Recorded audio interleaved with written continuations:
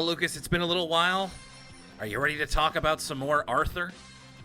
Oh, am I ever ready to talk about some Arthur? Especially this week. Well, it's quite a 2 episodes we got here, so I'm ready to get right into it.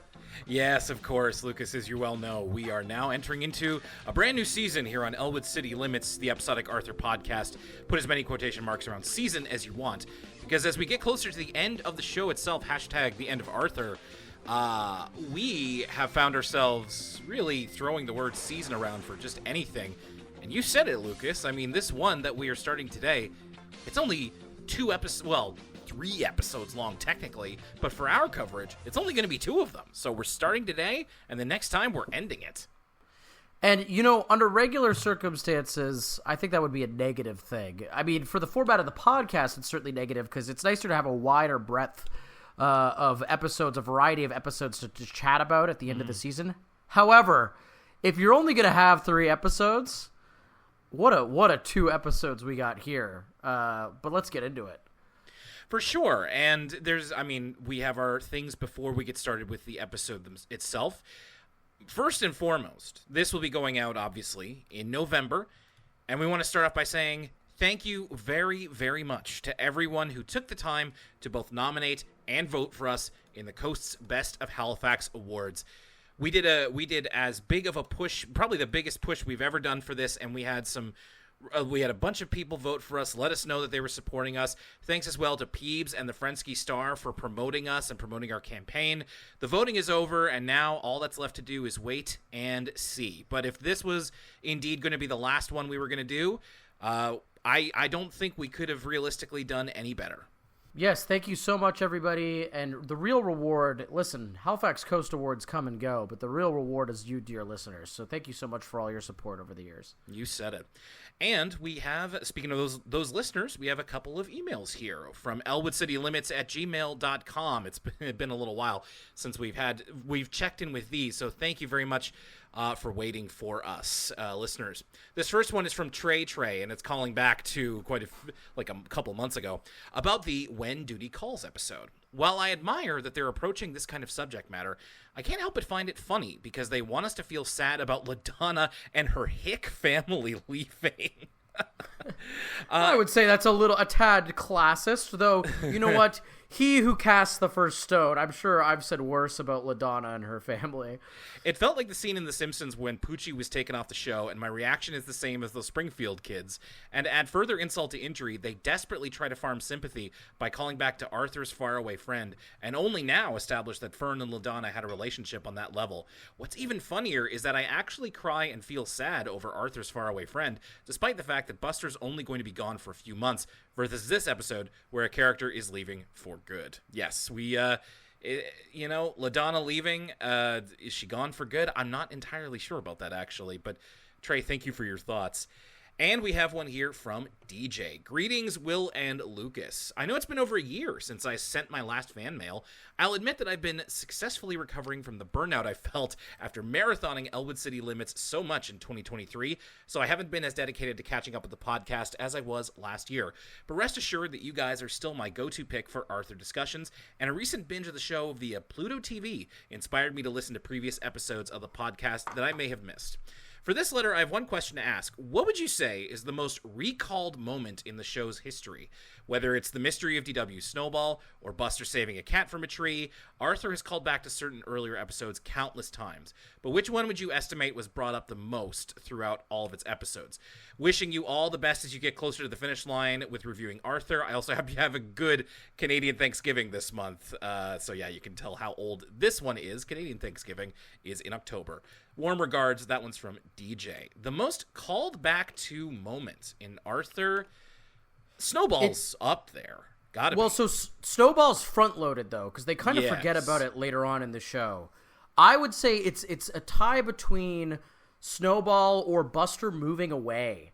Buster moving away is called back to as a reference point for countless events later on in the series. I feel like even the LaDonna episode where LaDonna moved away, they referenced Buster moving away. So I think that's the kind of canonical biggest event, the biggest change that occurs within the text of Arthur. However, I think DW Snowball is a close second. They also do reference Binky and the band Binky. That's true. That's another one. But I think that's a distant third. That's like mostly contained to a season and a half. The ones that are really kind of Arthur getting Pal, of course. That's pretty much. That's probably actually. I mean, it's not quite what this listener is talking about because that's kind of an introduction to the character, and he sort of remains for the rest of the season. But in terms of new occurrences that they reference. Can you think of any others, Will? Off the top of my head, I think we've covered the main ones. Like maybe, Buster moving away. I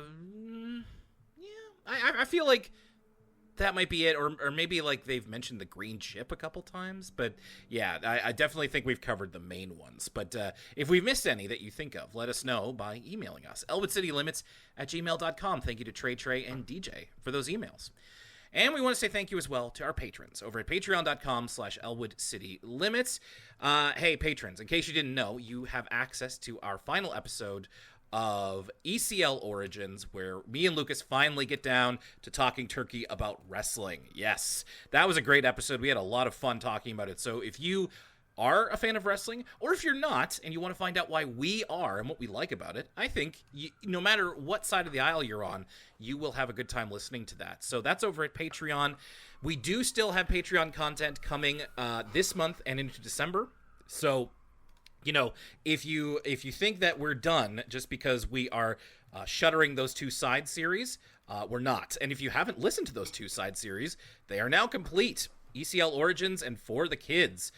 So check those all out by becoming a patron today, much like those who have signed up. And we are going to thank now people such as Caitlin Harrington Robinson, Marlo Stanfield, Matt, Andrew Power, EJ Acra and Revd, Allison Archambault, Robert Morrison, Kelly Corbett, Eddie Castillo, Alex K, J Wags, RG, Richard Mortimer, Americana Dream, KDP, David Corrales, Ash, Melissa H, Crimson Vision, Alex, and Maisie Rose Sterling, Emily K, Stanley Fryman, Ashley Hollingsworth, Emma Graybeal, Robin Marks, Young Wee, and thank you to Tara, Zach, Greenhouse Vinyls, Tip Top, Panic Mania, and Hannah Lee. Patreon.com/Elwood City Limits. Lucas, this is the season premiere of Arthur season 24. As always, I have a little bit of background information on this one, and I want to thank Peeps for helping me with this research. So, we're talking about Arthur season 24. As we said, 3 episodes. They aired from March 8th to 10 in 2021. This is, of course, the shortest season of Arthur ever, with only 4 original stories. There's also, this season has the longest gap between new episodes. So between season 23 and 24, there was 508 days. So for almost a year and a half, we didn't get any new Arthur. And that was, of course, during a very fraught time during the pandemic. However, in 2020, there were 2 new hour-long specials that aired in January and November. So it wasn't an Arthur-free year. It's just if you were looking for new episodes, you had to really, really wait. And where were we when these episodes were airing? March of 2021. Here in Nova Scotia, we were post-COVID lockdown number 2. So we were finally starting to get back out into the world. We just aired ECL episode 143, which means we were at Arthur season 11 at that time. And we had just begun bi-weekly releases of a little show called For the Kids, a PBS Kids podcast on Patreon. Lucas, I know that your memory of this time is not so strong, but March 2021, does anything spring to mind for you? My goodness, no, not at all. This is like a total blur. We're starting to get into, the years that we are calling back to are kind of the same as the years we're in now. Like, I would have had the same work that I have still today, the same apartment, I believe. And yeah, that was it's been pretty much the same. Not much, a whole lot to report. And also by that point, we're probably talking about it on the podcast. So if you want to know what was going on, if you go back to, what was it, around episode 143, you can find out what's going on in our lives. And season 24 starts with an episode called George Scraps His Sculpture. Wow. George Scraps His Sculpture. Okay, so saying sculpture is going to be difficult for me this episode, and that's a surprise to me. This episode starts off with the kids are all in this French art gallery. So a couple of these kids are putting on French accents, and they are patronizing this art gallery. When I would say some of these French accents a little bit questionable. Listen, it's hard being a voice actor. You got to do a lot of voices, a lot of accents. I'm not going to attempt a French accent right now, but I can say that some are better than others here. But it's endearing. There is one really good French accent, and I'll get to that in a second. So we have Buster Baxter, I will say Detective Privé instead of Private Eye, because he's French, you see. And he reveals that one of the paintings in this gallery, which is supposedly by an artist named Van Plop, is actually a forgery done by the master forger Le Georges.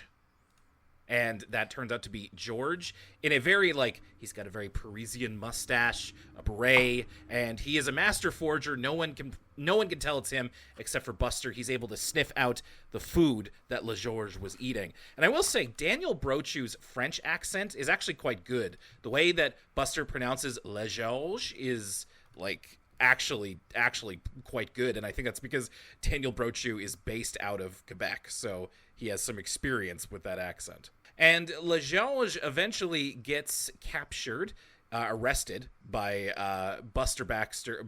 They don't call him Detective Privé. I just wanted to do that. They don't really name him at all. I figured they might call him something akin to Hercule Poirot or something. But when Le Georges, gets captured, he says Le Drat. And as Buster leads him away to prison, it was kind of a deep line that made me think here. Because as people are taking photos of Le Georges being taken away, Buster says, no matter who he tried to be, he could never avoid being himself. That's some wow. That's some Undertale, despite everything, it's still you. That's introspective for sure. That's meaty. Meatier than I was expecting from season 24 of Arthur. But in the actual episode, George is the main character, obviously, and he accidentally volunteers himself to submit an art piece to the county art show. His hand is up, and Mr. Ratburn volunteers him. He puts it off for about a month, and a month later, he still doesn't have a piece, but when everybody is asking about it, he lies that he has a sculpture to present, which leaves him with less than a week to assemble something. And we get into a long sequence here where he doesn't have any ideas. He doesn't have any clear ideas. So he's taking feedback from a bunch of the other characters, and they're putting him in one direction or another. Before we get into those actual ideas, the thread of this story is quite similar to me to an older Arthur episode, which is Arthur Writes a Story. I don't remember Arthur Writes a Story. What takes place? It's the one where he writes a story. It's the one from season 1 where he writes the story about how he got Pal, and then he takes in people's advice, and right. It becomes a far different story than he actually intended it to be. What's interesting here with everybody giving George ideas and bombarding ideas. This is something I really like what Arthur does. What Arthur really leans into, often Arthur can be about emotional intelligence, that type of education. Mm-hmm. But sometimes it leads into its PBS roots and gets really Nova on us. And this episode in particular leans into art history. And what I mean by that is whenever students and multiple different students show George kind of different sculptures as reference points, they're real-life sculptures from throughout art history. And they're not animated or drawn by the animators. They are live-action images, photographs, superimposed onto the animation, which creates this kind of cool multimedia effect. And this is great because they both fit into the plot, but it's, this is a great way to kind of ease a young person into, okay, why do these things look the way they are? Or why are they famous like they are? Who made this sculpture? Who made that? And why is it significant? So this is kind of education light material, and it's used really well. Well, and historically, as you said, Arthur has never been one to shy away from like art history. As far back as off the top of my head, season 2, they're talking about famous paintings. They're talking about artists. They feature actually like modern artists and architects. So this is not something that they have ever shied away from in terms of thinking that, oh, maybe that's too boring for kids. No, it's actually extending a hand out in that way to help kids think more about art. So to get specific about it, George starts with Muffy. Muffy suggests making something like Rodin's The Thinker, but better, which she says is good because it's famous. So that's her thinking of what art is. While Francine suggests a sculpture that moves. And we actually do get like a real-life video clip on her laptop from a moving sculpture by Arthur Ganson. Buster suggests a large sculpture of an alien, like the Lincoln Memorial, because he thinks Lincoln was actually that big. Classic kind of season 1 style Buster here. Great stuff. And Binky, he doesn't get to fully go into this, but he suggests one by Deja, which I'm not familiar with Deja, but yeah, they really seem to know their stuff here. Yeah, so George is getting all of these ideas about what it should be and what it should be because he just doesn't have any ideas of his own. And you mentioned, yeah, there is a mixed media approach to this, similar to when we were talking about Gumball. Speaking of ECL origins, it reminded me a lot of places, especially later on when we see the sculptures of the special guest. It reminded me of, like, photos used in 90s FMV adventure games. Do you know what I mean? I know exactly what you mean. That is actually the type of genre of sculpture itself is hearkening back to that aesthetic. This is going to sound like an insult, but you're right that there is kind of almost an edutainment vibe to the presentation here. You almost feel like you can click on these pictures to hear more about them. Yes, precisely.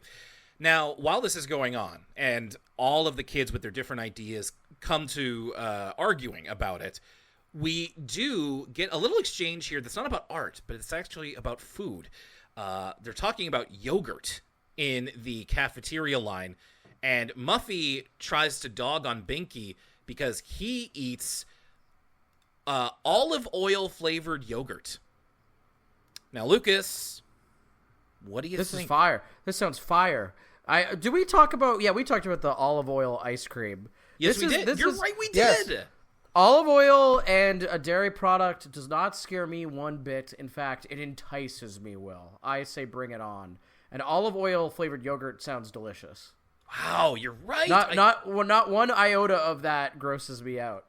I totally forgot about that. That's good memory. My goodness. Yeah, we did talk about olive oil ice cream. So yeah, I guess it would make sense. But it's, presented as like, ew. Whereas Binky dogs on Muffy for having red velvet yogurt, which is basically like ice cream. So George tries to combine all these ideas, and he ends up making this kind of incomprehensible statue that doesn't have any meaning behind it whatsoever. We get some Carl here, by the way, and Carl gets some lines.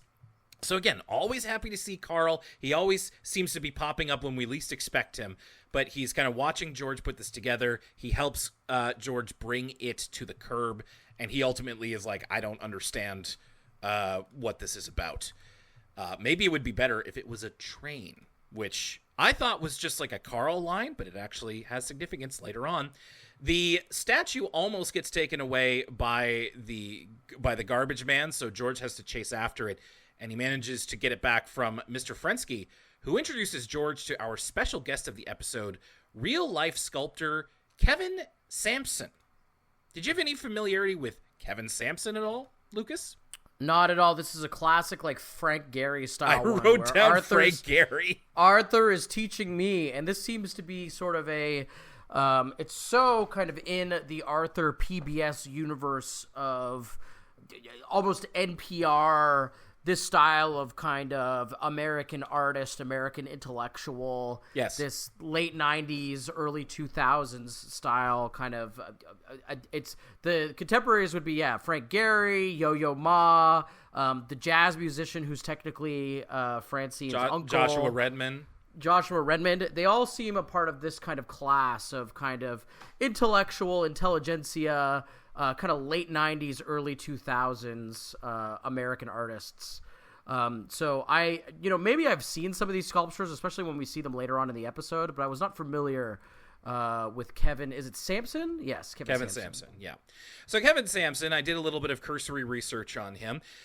He is an artist who began his career in the early 90s. They mentioned in this episode that he used to be a police officer. And he began by creating sculptures from found objects. And originally they were meant to act as memorials for friends and loved ones that he had lost. They have since, he's continued to make art to this day. And often they are commentaries on things like racism, injustice, politics, and history. Those are the themes that his art touches on. He's an award-winning artist. He's had many exhibitions across America over the years. And he also has a very, very comforting presence here on this episode when he is encouraging George to try and find his own voice. Much like Frank Gehry before him, as I wrote down here, Lucas, Sampson's not a voice actor, but I think he has a nice voice to listen to, and he does just fine here.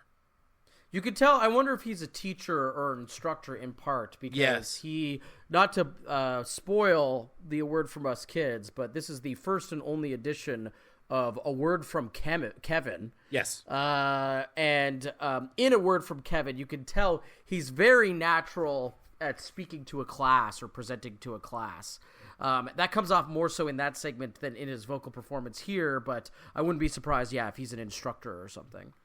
So later on, as George gets this pep talk from Kevin Sampson, he goes to one of Sampson's exhibits at a local gallery, and he gets to see all of his sculptures, which, as Lucas mentioned, are photos of the real sculptures as they are in real life, but just imposed into this Flash environment. I mean, listen, that's got to be way, way easier to do in something like Flash or Toon Boom, just to be able to take a real-life photo and impose it into a cartoon. I can't imagine if you did this in season 1, they'd have to, draw all of these and try to do justice to them. That would be really tough.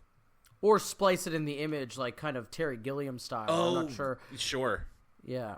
While he's at the exhibit, and Kevin Sampson, his message here to George, as he sees all of his work, is that he doesn't need to set out to make something great with his art. All he has to do is be himself. And he also gives George a tactic that he uses when he's trying to figure out what he wants his art to say. He turns himself into a little bird, and this is the power of animation. He literally turns into a bird, and it allows him to look at a sculpture from all different angles, which is something that George takes advantage of later. The one other thing I wanted to mention in this exhibition scene is that we get a cameo here from somebody that we've mentioned many, many times. But I wonder if you remember him, Lucas, from the actual Mike. So I think I actually accidentally paused right at this timestamp. I'm at 9:30. I think I see him in the background.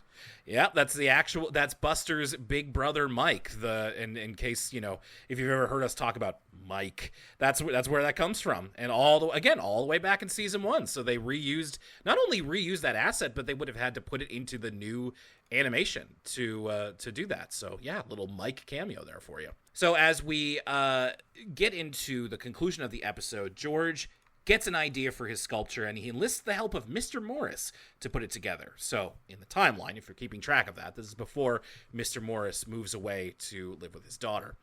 And what George eventually creates, and as he presents at the county art fair, is a train that is created from all kinds of trash related to all of his friends. He needed Mr. Morris's help to get access to the garbage. So the yogurt lids that Binky and Muffy were arguing about, or he used paper that Francine was using and turned it into butterflies, and it makes a train, which he calls the friendship train, because it's like we're all on a train heading into the future. And this was George's vision. And, for an 8-year-old, looks pretty good. This is definitely something that I could see somebody of George's skill in hand creation to realistically be able to do. And that's about the end of the episode there. But you're right, Lucas, you mentioned this before. It's not a word from us kids. It's a word from Mr. Kevin. Mr. Kevin. And if you're just listening to this episode now, this is more monumental than one might think amongst Arthur episodes. I think there's only been like 2 or 3 episodes where they do a completely different segment instead of a word from us kids, with the exception of when they were doing postcards from Buster. Remember that? When they were doing like mini postcards from Buster? But I'm talking about kind of like a word from us kids, but in a different name. I think they've only done that like 2 or 3 times. So I was like, whoa, a word from Kevin! Yeah, and it really got me thinking, like, this whole thing is how Kevin Sampson is in that teacher role, as you said, and he's here in Newark, New Jersey. He shows the kids his sculptures, talks about his process. Then he takes the kids to the gallery at Rutgers University in order to make their own sculptures, which we see by the end. I wish that we had the ability for more Arthur guests to be able to do their own Word From Us Kids segment. Like, right away I was thinking, how awesome would it have been if we had gotten Philip Seymour Hoffman doing an acting workshop with kids. Probably a longer day than just coming into the booth in an afternoon and recording a few lines. Sure. But like, Mr. Rogers, they recorded him in the booth. Even just recording them doing it and talking about Arthur would have been cool. It's just, I wish we would have been able to take more advantage of this, or I don't know, have Frank Gehry talk about architecture to these kids. It just seems like we could have been doing that from the beginning. And this actually was a really cool segment. Kevin Sampson seems really neat, and I like a lot of his art. So that was nothing else really to say about that. Just a great idea. Supporting this podcast is how it keeps going, and it's very easy to do. So here's how you can do that. If you're listening to this show and want to get the full back catalog of Elwood City Limits and all of its sister shows and offshoots, you can listen on Apple Podcasts, Spotify, Google, and even more services. You can also go to our YouTube page, youtube.com/Elwood City Limits, for the full back catalog. If we aren't on a service you use, please let us know. You can interact with us on social media. We're on Twitter @ECL Podcast, Instagram @Elwood City Limits, and twitch.tv/Elwood City Limits Pod for our occasional streams. We're also on Facebook and Tumblr. Feel free to reach out to us on social media, or you can email us, and your email might be read on the show, elwoodcitylimits@gmail.com. Finally, for exclusive content including entire side series like For the Kids, a PBS Kids podcast, and ECL Origins, subscribe to us for as little as $1 a month at patreon.com/Elwood City Limits. That's all for now. Thanks a lot for listening, and now back to the show. And now, back to Arthur! And the second half of this episode, finally, it feels like it's been actual seasons since we've had an episode about Arthur. Even though his name is on the show, it's so rarely about him anymore. And this is Arthur's Big Meltdown. In this cold open here, Arthur wants something. Oh, yeah. He wants the first ever Bionic Bunny sneakers. So we are seeing him as he's trying to save up enough money. And right away, Lucas, this is remixing another old episode. Arthur bounces back. Instead of the Bionic Bunny sneakers, we saw Arthur trying to get $10 for the moon boots. And I'm assuming these Bionic Bunny, these Air Force bunnies, these custom Bionic Bunny sneakers that Arthur probably had to buy off StockX. I'm assuming these are not $10. Arthur probably had to download the Nike app, and then he's in a raffle to get the opportunity to buy the sneakers. Yeah. This is all to say that I empathize with Arthur's emotional reaction. From the name of the episode, this is coming. Arthur has a bit of a meltdown. Well, and I want to talk about that a little bit when we get to that actual meltdown. So Arthur is walking Grandma Thora's dog Killer to get some money. He also does some yard work, and we see him selling lemonade and asking for a raise in his allowance, which is where I got the smacks of Arthur bounces back. But eventually, he does get enough money. The episode is not about him getting the money for this. That is what Arthur Bounces Back is about. This one, he has the sneakers, but then it's what happens when he has them. That's the big thing. And I wrote in all caps as we get into the title card, oh God, they know about the Arthur Fist meme.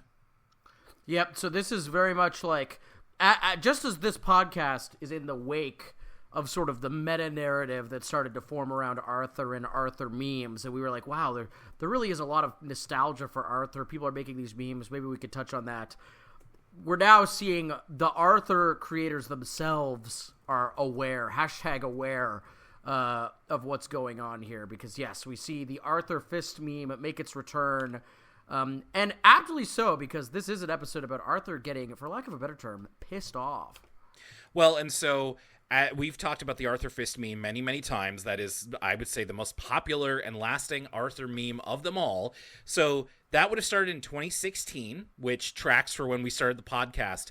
And now this episode airing in 2021, 5 years after that meme, they were able to finally comment on it. But they probably did so a lot earlier, since these last 4 seasons were all kind of batch created. But yeah, we are officially, Snake is eating its own tail, and we have the Arthur Fist here, not once, but twice, maybe 3 times.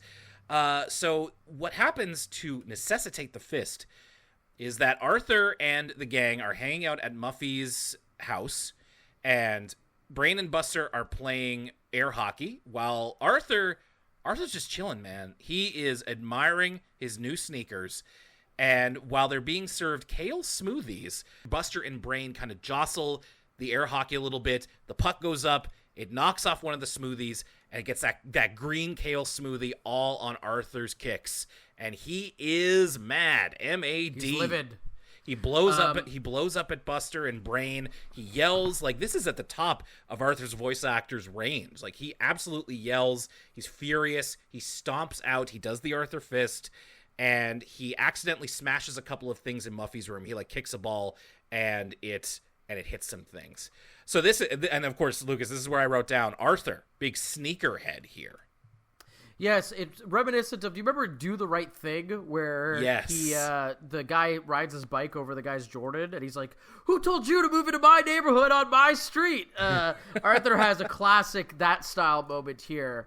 And he really does flip his lid. For an episode called Arthur's Big Meltdown, they deliver. This is Arthur freaking the hell out. And I was here for it. And guess what? This is one of multiple Arthur freakouts in this episode, which is just so fun. Like, it's not a mode we're used to seeing him in. Arthur has always been kind of temperamental emotionally, but sometimes it can be kind of a why me attitude. Yeah. And with the popularity of the Arthur Fist meme, people like it when he gets a little bit of a mean streak, right? People like it when he lashes out. It's entertaining. And this episode is rife with classic Arthur freakout moments. Well, and they really do their best to sell it too, because it totally takes everybody off guard. Like Buster and like nobody challenges Arthur or kind of steps up to him. They're just like completely shocked, and they're rattled after Arthur's outburst. He like stomps away, and they don't see him. When Arthur gets home, he tracks the kale smoothie all the way home, which is, must have been a lot of it, I guess. And he says very angrily to DW, "I'm never talking to those guys again." Specifically, he blames Buster and Brain for doing this. So Brain and Buster try to apologize. They go over to the house, and DW says that Arthur doesn't want to talk to them. In fact, when they're outside of the house, they see a fence post that has been taken out of the ground, and they even think that Arthur got so mad he ripped up the front fence. And they're just like, wow, Arthur is off the deep end. But as we find out later, it's because Dad accidentally backed into it with the van. It's at this point where we get the theme of Dr. Jekyll and Mr. Hyde, where Brain retells the story to Buster and to anybody in the audience who doesn't know. We get a little imagination sequence here where Arthur is the Dr. Jekyll character, and so he's talking about Dr. Jekyll and Mr. Hyde. A mild-mannered scientist takes a potion and then is turned into a monstrous version of himself. Of course, Jekyll, Hyde, Hyde, Jekyll. Funny that Brain is talking about this. Exactly. And even Arthur's visage when he transforms into Mr. Hyde in some of these imagination sequences is very reminiscent of the Dr. Jekyll, Mr. Hyde song from that infamous musical episode of Arthur. So references abound to that episode. You're right, but man, like, Mr. Hyde Arthur is freaky looking. And we see, like, it's not an elongated transformation or anything, but we see it in this imagination where Arthur, he gets taller, his skin goes green, gets these gangly limbs and sharp nails. It's kind of scary looking. Like, I have to commend them for the design. I thought it looked quite good and like unsettling for what we expect from Arthur, especially this era of Arthur. So they, like, Buster and Brain are very, very, afraid. They don't want to get on Arthur's bad side. Meanwhile, while Arthur is at home, he cleans off his sneakers, and after taking a little bit of a breath, he sits down at dinner and he says that he should apologize. It's everybody has accidents, everybody makes mistakes. He's going to apologize to them tomorrow morning at school. But during the night, this is the new technology coming into play here in 2021. Buster and Brain text about what happened with Arthur, and the rumor mill gets spinning because what started as Arthur was so mad that he wrecked the fence outside his house, which, of course, as we know, is not true. That goes from Arthur wrecked his whole house to him wrecking the library to him wrecking the bowling alley. So now the whole school knows this rumor that Arthur has, gone on this kind of rampage. And so nobody wants to talk to him because they don't want to upset him. And he becomes a little bit of a pariah. It's not, and it's rare. Normally in these sorts of stories, a character in Arthur's position they would be angry at them or they'd be frustrated, but they're afraid of him, which is really, really unusual, especially for the usually more mild-mannered Arthur. Well, and we get some great comedy. No wonder they're afraid of him, because we see kind of what some of these situations look like in their mind's eye. Like when he destroys his house, he destroys the fence. And these are just so kind of over the top. And it's just, again, another opportunity to see Arthur just super angry. And I really appreciate that. The backdrop of this episode, and Muffy talked about this at the very beginning, is that Crosswire Motors is going to be hosting a big party and everybody's going to be invited, except Muffy decides to not invite Arthur to the party because she doesn't want him to get angry and freak out and ruin everything.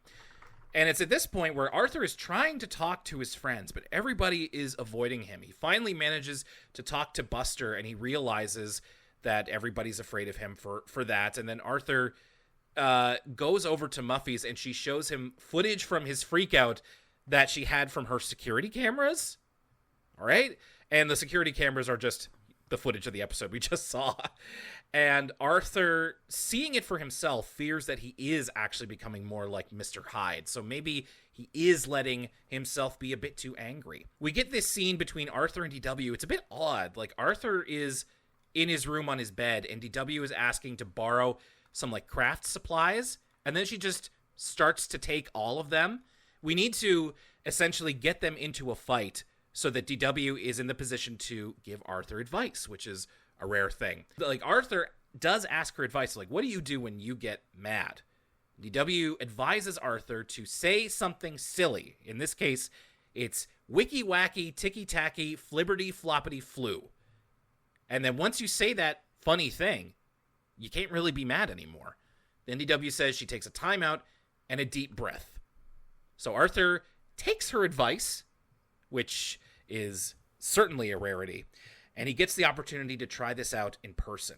He goes to the Crosswire Motors event and apologizes to everyone for his actions. At that party, unfortunately, Lucas, the same thing happens. I mean, kale smoothie on your kicks is one thing. They get mustard on them, and these are white sneakers.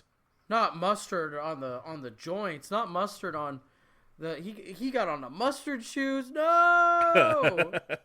But he keeps his cool. He's we get that fist one more time, but he keeps his cool. He says DW's silly phrase, and he manages to not get angry. Crisis averted, but don't anybody tell DW that he actually took her advice. Certainly extensive use of the Arthur fist, and that's 50% of Arthur season 24. First off, let's go back to the beginning here. Lucas, George scraps his sculpture, starting out a new season. What'd you think of this episode? I thought it was super fun. I thought I like, hearkening back to its contemporaries, episodes with Yo-Yo Ma and Frank Gehry. I like these kind of more educational episodes, and I'm particularly interested in art history, and I like the way that it is used as a through line here. Seeing all the live action examples of statues is really fun, and I think that oh my goodness, what is the Kevin? I think Kevin does a good enough job. Obviously, he's not a real voice actor, but he really seals the deal with the "a word from Kevin" performance. So I really think this episode should be taken with that in turn, and I enjoyed it. It was didn't know what to expect going into this season because it's really not even a season, but I thought this was a good start. I liked it too, especially in talking about it and you kind of bringing up the art history aspect of it. I think this is a really neat way to do educational content and get kids interested in art in a way that feels natural and without being too preachy. I also have to give it up to the Arthur voice directors for the entirety of the series. Especially here with Kevin Sampson and elsewhere with non-actors, they always seem to get pretty decent performances out of them. I think there's maybe a handful of them that are like not great, but Kevin Sampson here I thought did totally fine. And it's a good remix of an old Arthur theme, but just retrofitted to George. And it is an interesting thing to think about. I think no matter what age you are, of like, what goes into making art? What does it mean when you're making something that is meaningful to you? And I think that's something I still think about today. So I think this is a really interesting way to introduce this to a younger audience. I'm not a sneakerhead, Lucas. I never have been. I never will be. What are your everyday joints right now, Will? What are you rocking right now? Oh, you're heading out the door. What are you throwing on? I got them New Balances. I had to do it to them. Do you know what number? I'm assuming you don't. I don't actually. They might not even be New Balances. I forget. Look, dude. They have a big N on the side. Maybe they might. You know what? I'll have to look it up later. But 575s or what? It's a New Balance like. Okay. All right. It's that. Listen, it's that style. New Balance. Watch.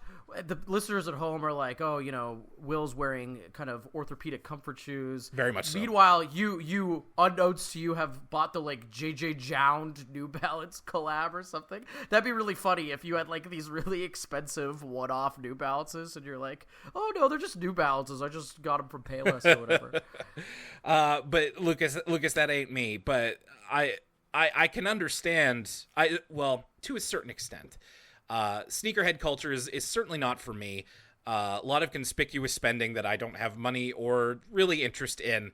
But I have to believe that this has probably got to be a tragedy to see what Arthur puts his new sneakers through in Arthur's Big Meltdown. This was interesting. I wouldn't say that I super liked it. I thought it was okay. And it's just so interesting to see the self-reflexivity of the Arthur meme come back into the show. And just, I think, if it were a different type of show, it would be a little bit desperate. I feel like if you have a show that's being made today that, if you have something in your first season that somebody makes a meme out of, and then in the second season you reference that meme, it's a little bit tacky. But this is a very long-running show that is referencing an old meme at that point, and also, the end is in sight. So here, I think it's actually kind of earned. And so it's interesting to see them comment on its ubiquity and within a story that is at least an interesting take on, one of the characters expressing emotions they normally don't. Yeah, and listen, they're really doing well with some of these character designs in Toon Boom, the Mr. Hyde version of Arthur I thought was great. But yeah, I'm a little bit more in the middle on this one, but it did at least have some creative ideas.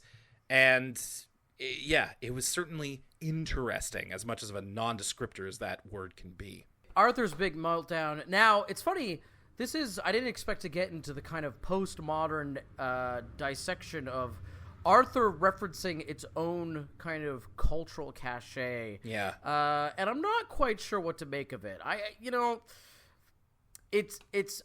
can't fault them for doing so as that, that was one of the reasons why we started this show. But I almost feel like Arthur's above it, I kind of feel like Arthur's above memes. It's a higher art than that. And so, I don't know how I feel about it yet. That being said, this episode, oh man, I was having a good old time watching Arthur freak the heck out. The Arthur meltdowns promised, and so Arthur meltdowns are delivered. That is true. And there's a reason why the fist became popular in the first place, and it's not just because it's like, oh, there's a fist with no context. It's because it's really funny to think about Arthur getting really super mad to the point where he resorts to physical violence. And it was funny to watch Arthur get provoked again. So I for one really enjoyed it. Okay. I mean, I couldn't help but think of you when the entire focus of the anger was around scuffing somebody's sneakers, and I was like, I feel like Lucas is going to have a thing or two to say about this. I don't think would you call yourself a sneakerhead? Like, I don't want to apply Not that really. label to you. I used to follow that stuff closer when I was younger. I had my Right. hype beast days. Nowadays, I basically rock my like $100 Reeboks that are just like the basic Reeboks you could buy at any sneaker store ever. Sure. And they're scuffed and dirty, and I don't really take care of them. I got like one pair of Nike Blazers that I ordered off StockX. I got one pair of fake Yeezys that are like my going out to get the mail shoes. So I would not call myself a sneakerhead, but I do find that stuff funny. And I thought it was funny to kind of seeing Arthur tackle that kind of culture is interesting to me. You got them schmeezies on, huh? Mm-hmm. Yeah, exactly. Schmeezies indeed. Well, there you go. We have torn the seal on Arthur season 24, and then by the time you hear from us again, we're going to be ending it. It's super weird situation, but I've been looking forward to getting to this part of the show just to kind of figure out how exactly are we going to tackle this. So I will tell you how we're going to tackle this, but first off, I want to get a little bit into what our patrons can expect, especially for this month. So, as we said, we don't have any more for the kids. We don't have any more ECL Origins. All of those episodes are available in full on our Patreon. But there is more content coming this month and into December. So, for this month, of course, we will have, I will say we have a podcast, a commentary, and coming in December, we're going to have a little Discord event. I don't want to get too... I don't want to tease, I don't want to tell you exactly everything just yet. There's still some stuff in the works, but that's what you can expect. We will have another podcast, a special one-off podcast. We will be finishing out our commentary series with the one we're missing, and we have a Discord event coming up. So if you're a patron but not on the Discord, you might want to get on that very, very soon. Still stuff to come for November and December. Thank you very much for your support over there. Now, in the middle of season 24, they did have a second episode. There's 3 episodes in this season. But as we've said many times before, that episode, it's not a remix. It is a remake of The Great McGrady, which is from many, many seasons ago. And we also kind of already did it, or at least I did, over on youtube.com/Elwood City Limits. If you want to find out more about the season 24 version of The Great McGrady, I did a video essay about it. It's about 10 minutes long. You can check it out. I'm quite proud of it, and we go into the differences between the original version and this new version, which is kind of meant to be a replacement for that old one. Why is that? You should check out the video. It's not going to take up much of your time, but we are not going to do a podcast episode on the remake of The Great McGrady. Which is why, when we return for the next episode of Elwood City Limits, we will be dealing with the season finale of season 24, which is DW's New Best Friend and Freaky Tuesday. Now, Lucas, there's one more thing I want to propose because, of course, we tend to have our end of season recaps. But frankly, this season being so short, I kind of don't see the point in it. So by the end of the next episode of Elwood City Limits, what I'm going to ask us to do is to name our singular favorite episode of this season. We'll have we will have 4 to choose from at that point. But what story of this season is your favorite? And we'll do that as part of the end of episode discussion. So there won't be a season 24 recap episode. That would feel super duper like padding. So we're just going to talk about our favorite episode of the season, and that's going to happen in the next episode of Elwood City Limits. So, I mean, Lucas, you seem to have had good luck so far with the 2 that we've talked about. We'll see if the 2 remaining ones will be a contender for best episode of the season, singular. I can't wait. It's going to be a lot of fun. For sure. And then, I mean, man, there's going to be a lot of stuff happening and changing around the podcast as we get closer to ending off the year and ending off this whole series. Hashtag the end of Arthur. But we're not done yet. We still have a lot more to talk about. And as we get deeper and deeper into the fall, I mean, Canadian Thanksgiving is done. Halloween is done. American Thanksgiving is coming up, and before long, you know what season it's gonna be. So please stick around with us. Thank you so much for listening to Elwood City Limits, and we can't wait to get into more of it with you. My name's Will Young, and for Lucas Mancini, I knew kale was bad for you. we'll see you next time.